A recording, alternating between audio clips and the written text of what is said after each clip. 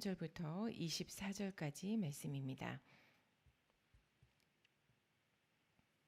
로마서 11장 13절부터 24절까지 말씀 교독하시고 마지막 절은 함께 읽습니다. 내가 이방인인 너희에게 말하노라. 내가 이방인의 사도인 만큼 내 직분을 영광스럽게 여기노니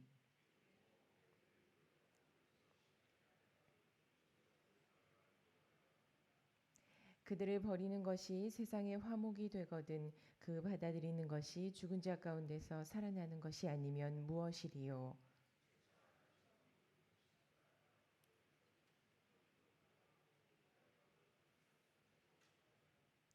또한 가지 얼마가 꺾이었는데 돌 감람나무인 내가 그들 중에 접붙임이 되어 참 감람나무 뿌리의 진액을 함께 받는 자가 되었은즉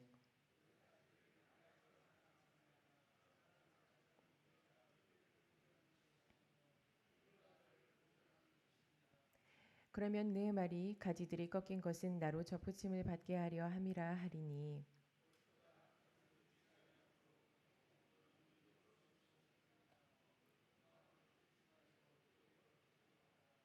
하나님이 원 가지들도 아끼지 아니하셨은즉 너도 아끼지 아니하시리라.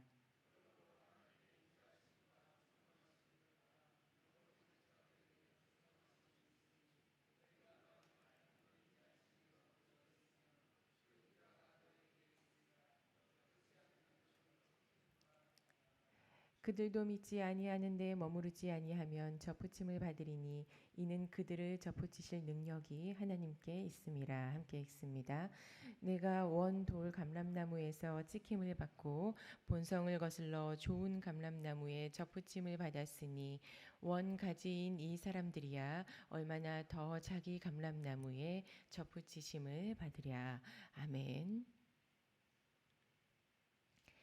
택자로서 이방인으로서라는 제목으로 말씀을 함께 나눕니다. 오늘 구원에 대한 말씀을 함께 나눕니다. 하나님이 만드시고 우리가 걸어가는 구원의 길에 대해서 내일까지 함께 나누고 나면 12장부터 로마서 마지막까지는 그 귀한 구원을 받은 그리스도인은 어떻게 살아가야 하는지에 대해 말씀을 보게 됩니다. 저와 여러분이 구원을 받은 건 하나님께서 하나님 원하시는 대로 하신 일입니다. 우리가 구원받은 것에 대해 자세히 보면 저희가 한 일은 아무것도 없습니다. 구원은 전적으로 하나님의 일입니다. 구원에 대해 인간에게 믿음을 보이라든지 노력을 해보라든지 그 어떤 단서 조항도 없습니다. 하나님께서 선택하셔서 이걸 예정하셨다라고도 부릅니다. 하나님께서 일방적으로 선택하셔서 자녀 삼으시는 기적이 바로 구원입니다. 오늘 본문의 배경은 하나님의 자녀 이스라엘이 넘어졌다고 하는 사실입니다. 이스라엘의 인생이 얼마나 귀했는지 어제 본문 5절에 따르면 이들을 남은 자라고 부릅니다. 원래 이 남은 자는 북이스라엘과 남유다가 이제 이방 군대에 의해서 멸망하는 와중에 죽지 않고 살아남은 자들을 뜻하는 말입니다. 나아가서 주변의 많은 사람들이 하나님께 거역할지라도 끝까지 신실하게 하나님을 붙들면서 마침내 인정받은 사람들을 남은 자라고도 합니다. 이름처럼 혹여 남들 보기에는 평범하고 하찮아 보여도 이 남은 자는 장차 하나님 앞에 서게 될 소망의 상징입니다. 그런데 그 남은 자들이 예수님에게서 돌아선 상황입니다. 이런 걸 두고 믿음에서 실족했다. 우리가 이제 이런 표현을 쓰죠. 넘어졌다는 겁니다. 오늘 본문에서 사도 바울은 이스라엘이 넘어졌기 때문에 이방인이 풍성해졌다고 선언합니다. 이게 무슨 뜻이냐면 사도행전 13장 46절 제가 읽겠습니다. 바울과 바나바가 담대히 말하여 이르되 하나님의 말씀을 마땅히 먼저 너희에게 전할 것이로되 너희가 그것을 버리고 영생을 얻기에 합당하지 않은 자로 자처하기로 우리가 이방인에게로 향하노라. 이스라엘이 하나님에게서 등을 돌려버리니까 어쩔 수 없든 예정이든 복음은 방향을 틀어서 이방인에게 흘러가게 됩니다. 이방인들 입장에서 보면 이거 굉장한 축복이에요. 뿐만 아니라 오늘 사도 바울의 표현들도 한번 보세요. 어떤 이유든 복음이 전해지는 것에 대해서 사도 바울이 지금 감사로 은혜로 하나님께 올려드리고 있습니다. 바울은 이방인이 아니잖아요. 동족들의 그런 상황에 대해서 지금 마음이 얼마나 아프겠습니까? 그런데 그 모든 상황 위에서 흐르는 오직 구원의 능력만 바라보면서 이 섭리를 바울이 인정합니다. 바울이 정말 사도예요. 정말 제자예요, 바울은. 저와 여러분도 모든 일에 대해서 항상 감사로만 하나님께 올려드리기를 소원합니다. 보면 잠깐 동안 이스라엘이 하나님과 관계가 멀어진 것을 본문 15절에서는 하나님이 그들을 버리는 것이라고 표현을 했습니다. 일단 구원을 받았으면 구원이 떨어져 버리는 일은 없습니다. 왜냐하면 구원은 100% 하나님께서 하신 하나님의 일이니까요. 버렸다는 것은 일종의 표현입니다. 구원은 취소될 수 있는 과정은 아니에요. 이어서 하나님과 사이가 잠깐 멀어져 있는 게 세상에 화목을 가져다 줬다고도 합니다. 아까 말씀드린 이방인에게 복음이 전해진 걸 지금 말하고 있는 겁니다. 이스라엘이 하나님과 멀어져 있는 동안에 이방인들은 하나님과 화목해졌다, 가까워졌다는 뜻입니다. 그들을 버리는 것이 세상의 화목이 되거든. 다음 구절. 그 받아들이는 것이 이제 이 말은 이스라엘이 다시 회개하고 하나님께 돌아온다면, 그리고 그건 죽은 자 가운데서 다시 살아나는 것과 같다고 합니다. 죽은 자 가운데서 다시 살아나는 것, 이건 부활이죠. 그럼 15절을 다른 말로 표현해 보겠습니다. 이스라엘이 하나님께 등을 돌렸더니 이방에 복음이 전해지는 일이 생겼고, 이스라엘이 다시 하나님께 돌아왔더니 그건 부활, 몸의 부활과도 같았다라는 말이 15절입니다. 왜 지금 부활이라는 말을 썼냐면 성경에서 예수님이 부활하시니까 일어난 결과가 뭐였죠? 모든 사망 권세가 깨지고 하나님의 승리가 이 땅을 완전히 정복한 것, 하나님 나라의 임재입니다. 이스라엘이 회복되느냐 살아나느냐 어떻게 되느냐 아니면 실패하느냐에 따라서 온 세상에 구원의 존폐가 달려 있다는 겁니다. 남은 자는 세상의 눈으로는 아주 평범한 사람으로 보이겠지만 구원받은 사람의 영향력은 이렇게 대단합니다. 이번에는 이방인에게 하시는 말씀을 보겠습니다. 이방인에게 사도 바울이 엄중하게 경고하고 있는 모습인데 비유 자체만 보면 굉장히 냉정합니다. 이방인들을 접붙임받은 존재로 비유하고 뿌리 덕분에 살고 있는 가지, 원가지가 아닌 붙여진 가지라고 말합니다. 비유만 보면 이방인에게는 썩 유쾌한 비유는 아닐 겁니다. 사실 자료들에 따르면 이방인들도 유대인을 경멸했다고 해요. 유대인들이 선민이라는 자신들의 입장을 강하게 고수하다 보니까 어떤 영역이든지 간에 이방인과 서로 동화되는 걸 굉장히 꺼려했다고 합니다. 이방인을 상대하기 싫었던 거죠. 그래서 유대인도 이방인을 꺼려했고 이방인들도 유대인을 경멸하고 증오했다고 합니다. 그 이방인들이 예수를 영접해서 구원을 받게 됐습니다.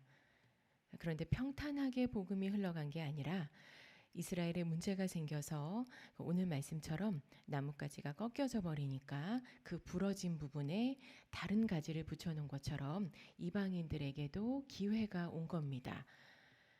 물론 구원은 하나님의 작정이지만 지금 사도 바울이 말하고 있는 경우는 다른 사람들의 죄에 편승해서 이방인들에게 주어진 선물이다. 지금 그 뉘앙스가 굉장히 강합니다. 그래서 사도 바울이 오늘 본문에서 이방인들에게 자꾸 경고하고 있죠. 그들은 하나님 앞에서 불순종하고 범죄해서 부러졌는데 너희는 지금 그렇지 않다. 20절입니다. 옳도다. 그들은 믿지 아니함으로 꺾이고 너는 믿음으로 섰느니라. 너희는 이방인이지만 더 나은 믿음을 보였고 오히려 그 믿음 하나만 끝까지 붙잡았기 때문에 살아났고 살아있는 게 맞다. 그래서 높은 마음을 품지 말고 도리어 두려워하라. 하나님께서 이들의 믿음을 인정하신 것은 감사한 일인데 오늘 본문에서 바울이 중점을 두고 있는 부분이 이겁니다. 너희도 예외 없다. 21절 하나님이 원 가지들도 아끼지 아니하셨은즉 너도 아끼지 아니하시리라. 22절 하나님은 인자하시면서도 준엄하신 분이다. 준엄하게 판결하시기 때문에 찍혀져 버린 가지들을 기억하면서 높은 마음을 품지 말라고 오늘 사도 바울이 말하고 있습니다. 오늘 본문은 유대인이 선민이기 때문에 밖에서 구원받은 이방인을 논리적으로 린치하려고 하는 것이 아닙니다. 바울은 자기 자신을 이방인의 사도라고 자신 있게 공표할 정도로 이방인에 대해서는 하나님과 사람 앞에서 거리낄 게 없습니다. 그런데 오늘 이스라엘과 이방인에게 주는 권고는 아주 냉정합니다.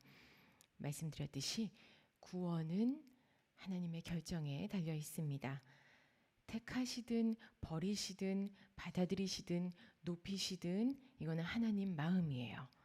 그런데 그 결정에 기준이 되는 게 있는데 바로 지금 높은 마음을 품지 않는 것과 앞서 말씀드렸던 택자에 대한 사랑입니다.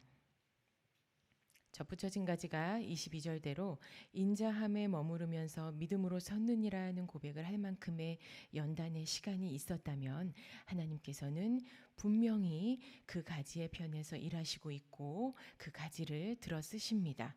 단 조건은 하나입니다. 하나님 살아계시니까 그 하나님 두려워하는 거. 하나님이 살라고 하는 대로만 사는 거. 구원의 하나님만 붙드는 길이 사는 길이라고 믿고 그 믿음대로 사는 것. 그거 하나가 조건입니다. 또 오늘 22절에 보면 우리가 만일 하나님의 인자하심에 머물러 있으면 그 인자 또한 우리에게 있다고 하십니다. 하나님 편에 서 있으면 하나님께서 우리의 편이 되주신다는 말씀이죠. 이 부분을 판단할 때 실수가 생길 수가 있습니다. 어디를 보는 게 하나님 편에 서는 건지 이게 굉장히 간단할 것 같은데 여기서 많이 넘어집니다. 간단하게 생각하시면 됩니다. 하나님의 기름 부으심이 어디에 있는지 그걸 따라가면 됩니다. 그 방향을 따라가야만 꺾여지지 않고 접붙임 받은 그대로 온전하게 살 수 있습니다. 그걸 알기 위해서는 물어보셔야 해요. 어디로 기름 부으심이 흐르고 있고 어디에 하나님이 눈에 머물고 있는지 계속 물어서 확인하고 따라가셔야 합니다. 그것이 하나님의 인자하심 안에 머물면서 인자와 함께 가는 구원의 길입니다. 이스라엘과 유대인의 본문을 보면서 내가 이스라엘인가 내가 유대인인가를 생각해 보는 건 의미가 없습니다. 왜냐하면 양측에 대한 말씀 모두 우리에게 해당되는 이야기이기 때문입니다. 그동안 로마서를 함께 보시면서 우리에게 임한 구원이 얼마나 일방적이고 또 위대한 역사인지 충분한 은혜를 받으셨을 거라 믿습니다.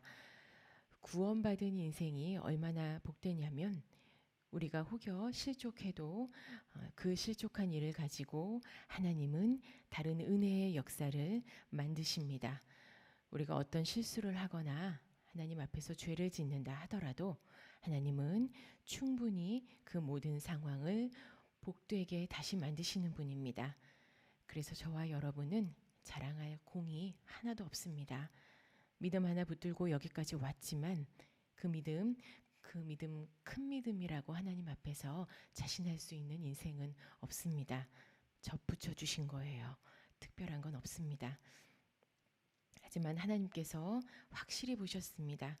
우리가 하나님 편에서 살고 싶어서 믿음 하나 붙잡은 거 그거 보시고 우리 살려주시고 살게 하셨습니다. 그래서 우리는 높은 마음을 품을 수도 없고 단지 인자하심과 준엄하심 앞에 기도하는 겁니다. 우리가 이런 존재입니다. 택자 이스라엘이든 접붙여진 이방인이든 오직 살리시는 구원은 하나님께 있습니다. 할렐루야.